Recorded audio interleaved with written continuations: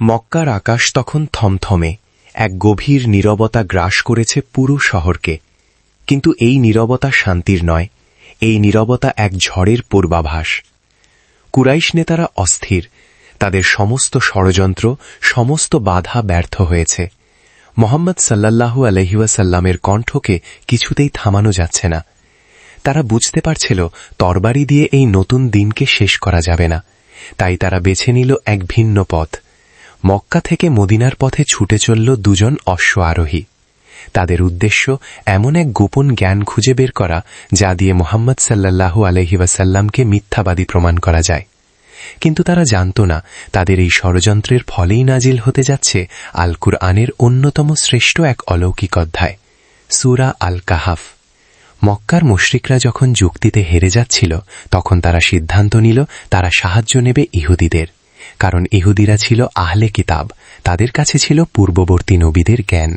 আমরা মদিনার ইহুদি রাব্বিদের কাছে যাই, তারা তাওরাত কিতাবের অধিকারী, তারাই বলতে পারবে মোহাম্মদ কি আসলেই নবী নাকি তিনি বানিয়ে কথা বল।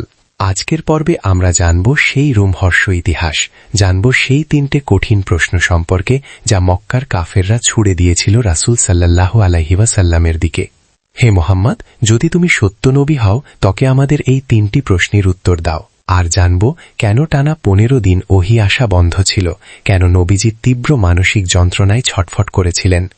চলুন ফিরে যাই 1400 বছর আগে, সেই উত্তপ্ত মরুর বুকে। কুরাইশ নেতারা আজ বড়ই চিন্তিত। ইসলাম, মোহাম্মদ সাল্লাল্লাহু আলাইহি ওয়াসাল্লাম নিয়ে তাদের দুশ্চিন্তার শেষ নেই।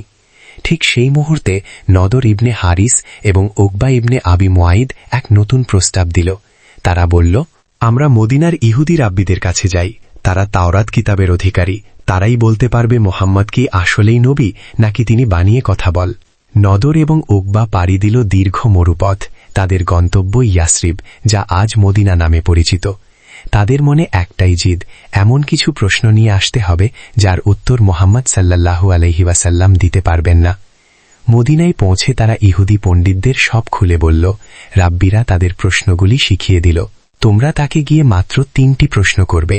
যদি সে এই 3টি প্রশ্নের সঠিক উত্তর দিতে পারে তবে বুঝবে সে আল্লাহর সত্য নবী, আর যদি না পারে তবে সে মিথ্যাবাদী। 1. তাকে জিজ্ঞেস করো সেই যুবকদের কথা যারা প্রাচীনকালে এক গুহায় আশ্রয় নিয়েছিল এবং বিস্ময়করভাবে ঘুমিয়েছিল, তাদের ঘটনা কি। 2.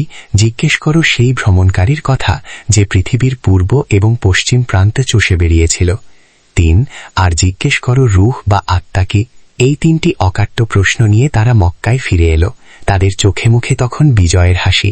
তারা ভাবল, এবার মোহাম্মদ সাল্লাল্লাহু আলাইহি ওয়াসাল্লাম নিশ্চিতভাবে আটকে যাবেন, কারণ এই ঘটনাগুলো আরবদের কাছে ছিল সম্পূর্ণ অজানা। জনসম্মুখে তারা রাসূল সাল্লাল্লাহু আলাইহি ওয়াসাল্লামকে চ্যালেঞ্জ করল। চারপাশে ভিড় জমে গেল। নদর ইবনে হারিস চিৎকার করে বলল, হে মোহাম্মদ, যদি তুমি সত্য নবী হও তবে আমাদের এই 3টি প্রশ্নের উত্তর দাও। রাসূল সাল্লাল্লাহু আলাইহি ওয়াসাল্লাম প্রশ্নগুলি মনোযোগ দিয়ে শুনলেন। তিনি পূর্ণ আত্মবিশ্বাসের সাথে বললেন, আগামীকাল এসো, আমি তোমাদের উত্তর দেব। কিন্তু একটি কথা বলতে ভুলে গেলেন। তিনি বললেন না ইনশা আল্লাহ বা যদি আল্লাহ চান। আল্লাহর ইচ্ছা ছাড়া গাছের পাতাও নড়ে না। নবীজি সাল্লাল্লাহু আলাইহি ওয়াসাল্লাম আল্লাহর উপর পূর্ণ ভরসা রেখেই কথাটি বলেছিলেন। কিন্তু মৌখিকভাবে ইনশা আল্লাহ না বলায় আল্লাহ তাআলা তার প্রিয় হাবিবকে এক মহিমান্বিত শিক্ষা দিতে চাইলেন। পরের দিন কুরাইশরা এলো, কিন্তু জিবরাইল আলাইহিস সালাম এলেন না, ওহী এলো না। রাসূল সাল্লাল্লাহু আলাইহি ওয়াসাল্লাম তাদের বললেন, অপেক্ষা করো। তারা ফিরে গেল। 1 দিন, 2 দিন, 3 দিন পার হয়ে গেল, ওহী আর আসে না। মক্কার কাফেররা উল্লাস শুরু করল। তারা বলতে লাগল, মোহাম্মদের রব তাকে পরিত্যাগ করেছেন, মোহাম্মদ তার কথা রাখতে পারেনি। রাসূলের সাল্লাল্লাহু আলাইহি ওয়াসাল্লামের মানবিক কষ্ট ছিল অবর্ণনীয়। একদিকে কাফেরদের বিদ্রূপ, অন্যদিকে আল্লাহর পক্ষ থেকে নীরবতা। প্রতিটি মুহূর্ত ছিল এক একটি যুগের মতো দীর্ঘ। কেন জিবরাইল আসছেন না?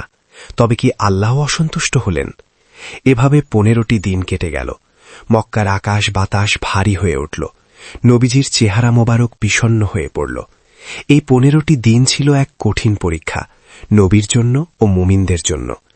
অবশেষে 15 দিন পর আল্লাহর নির্দেশ নিয়ে জিবরাইল আলাইহিস সালাম এলেন।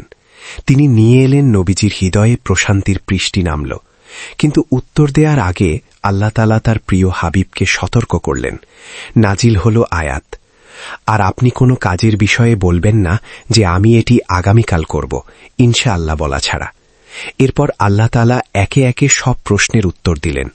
প্রথম প্রশ্নের উত্তরে শোনালেন আসহাবে কাফ বা গুহাবাসীদের সেই বিস্ময়কর কাহিনী, যারা ঈমান বাঁচানোর জন্য সমাজ ছেড়ে গুহায় আশ্রয় নিয়েছিল এবং আল্লাহ তাআলা ৩০৯ বছর ঘুম পাড়িয়ে রেখেছিলেন।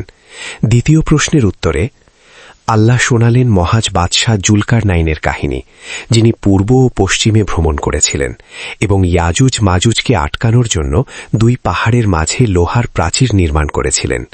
আর তৃতীয় প্রশ্ন রূহ বা আত্মা সম্পর্কে আল্লাহ সূরা বানী ইসরাইলে জানিয়ে দিলেন, রূহ হল আমার রবের আদেশ ঘটিত বিষয়। এ বিষয়ে মানুষকে সামান্যই জ্ঞান দেওয়া হয়েছে। রাসূল সাল্লাল্লাহু আলাইহি ওয়াসাল্লাম যখন এই উত্তরগুলি তাদের শোনালেন, তারা স্তম্ভিত হয়ে গেল। এই নিখুঁত বিবরণ কোনো নিরক্ষর মানুষের পক্ষে দেওয়া অসম্ভব। তাওরাত ও ইঞ্জিলের বর্ণনার সাথে তা হুবহু মিলে গেল। মক্কার সেই কাফেররা ঈমান আনেননি সত্য, কিন্তু এই ঘটনার মাধ্যমে আল্লাহ কিয়ামত পর্যন্ত উম্মতে মুহাম্মাদীকে শিখিয়ে দিলেন ভবিষ্যতের কোনো কাজের জন্য অবশ্যই ইনশাআল্লাহ বলতে হবে। শুধু তাই নয়, এই সূরা আমাদের জন্য এক রক্ষা কবচ। নবীজি সাল্লাল্লাহু আলাইহি ওয়াসাল্লাম বলেছেন, যে ব্যক্তি জুমার দিন সূরা কাফ পাঠ করবে তার জন্য 2 জুমার মধ্যবর্তী সময়টা আলোকিত হয়ে থাকবে এবং এটি দাজ্জালের ফিতনা থেকেও মুক্তি রোকায়। সূরা কাফের নাজিলের এই পটভূমি আমাদের মনে করিয়ে দেয়, সত্যের পথ কণ্টকাকীর্ণ, কিন্তু আল্লাহর সাহায্য আসবেই।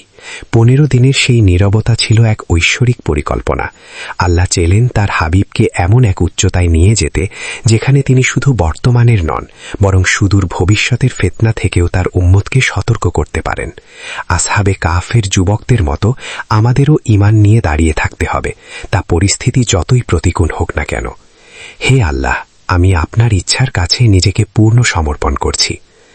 আজকের এই ঘটনা থেকে আমরা শিখলাম, আল্লাহর ইচ্ছার ওপর আমাদের পূর্ণ সমর্পণ থাকতে হবে। আমাদের প্রতিটি পরিকল্পনা, প্রতিটি ওয়াদা হতে হবে আল্লাহর নামের সাথে যুক্ত।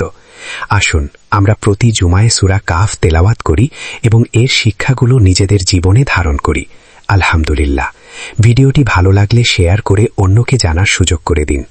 ইসলামে এমন আরও অজানা ইতিহাস জানতে আমাদের সাথেই থাকুন।